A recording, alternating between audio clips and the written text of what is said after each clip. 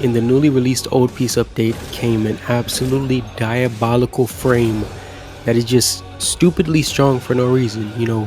Uriel, the Heretic of Zata. Now that name alone hits hard, but you know what else hits hard? This build that I'm going to show you guys in this video. So let's get right into it. Also, I just want to say, I know I'm a little bit late to the build party, but what matters is that you're getting a video, and this video is awesome. So yeah, let's get right into it. First things first, we got his passive now. His passive is basically just these three demon underlings that he has, known as Katenak, Golfagor, and Vithalis. And they all do unique things and play different parts in his kit. They all have like specific things that they do that are related to his different abilities, as well as contributing to getting his ultimate. So, they're pretty important to his kit. Now, Katenak, his description says he snares and slows enemies, chaining them together, and damage dealt to any target in the chain is inflicted on all snared enemies. So if you do damage to one target that's attached to his chain appears from his back and it connects to all these enemies like this. If you attack one target, the damage is evenly distributed throughout all the other targets that are connected by his little chain thing. So it's pretty good. There's a max limit for the amount of enemies that can be attached to the chain. So it's not anything like, Divine Retribution from Neza. So yeah. And then we have his second little demon guy, Golfagor. He looks like a Seeker from Ark, which I think is kind of interesting. I think he kind of does look like a Seeker from Ark. But yeah, his description is he latches onto foes, dealing damage over time, and if he dies, then he spawns a circle of pain where he died. And yes, the demons can die. They have their own health there and everything, and it's shown right here at the bottom right of your screen whenever you're like using Uriel. They all have health, and you have to keep them alive in order to use the abilities that are tied with them. They're very important because they're actually all tied to a different ability. So, with the whole health thing, if one of the minions dies, then you can't use that ability anymore unless you revive them. And it's not super difficult to revive them, so there's not much to worry about in that, whole thing. Now we have the third demon underling, Vithalis. He inscribes demonic runes upon fallen foes that add fire rate and heat damage when collected. So you kill an enemy, they drop this little thing, I don't even know how, a rune, like they said. And if you like interact with it with your Warframe, which basically means you just fly through it or walk through it or something, then you get 30% fire rate as well as added heat damage on top of, whatever weapon that you're using. Okay, so I just realized that, it took 3 minutes to explain all of the demons for the passive, and I feel like it shouldn't have taken that long. So we're going to kind of, speed it up a little bit when it comes to his abilities. So his first ability is known as Infernalis, and basically he turns into, he has like a kill aura of fire, kind of. It sets enemies on fire, and, they take tick damage slowly. And it lasts pretty long despite there not being any like duration mods on it, which is actually pretty cool. Damage isn't anything crazy, and like I said, all demons are connected to the abilities. So if you didn't see it before, Katenak is connected to this first ability. I almost forgot to mention, whenever you activate Infernalis, if you're midair and you dodge, you can actually turn into a freaking spinning hell missile. So yeah, that's fucking awesome. You should definitely do that. I'm going to probably experiment with how fast you can go with this thing. But yeah, that's pretty much all I have to say about Infernalis, and on to the next ability. His next ability is known as Remedium, and he heals himself as well as his demons, and he can revive his demons if they're dead. Before I said the demons aren't that difficult to revive, and this is what I meant by that. It only takes 50 energy to use the ability.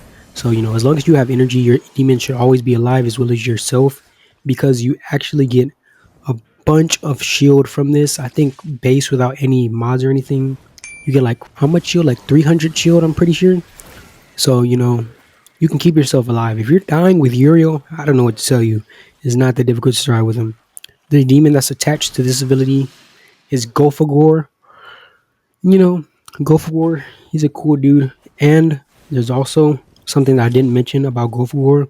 he actually increases the potency of, health and energy orbs of the enemies that he kills. If he kills an enemy, then the health and energy orbs that they drop have, more of an effect on your Warframe.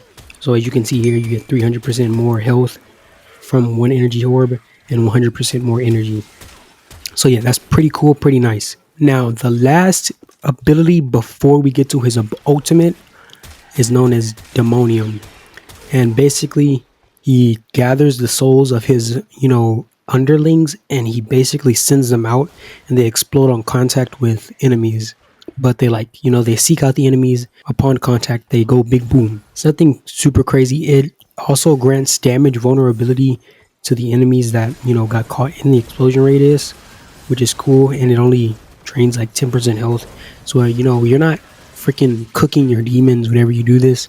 It's not going to have that crazy of an effect. And the demon that this is attached to is Vitalis, the cool dude, the chill dude who spawns the runes, Now, the big damage dealer nuke ability, that is what this build is going to be focused around.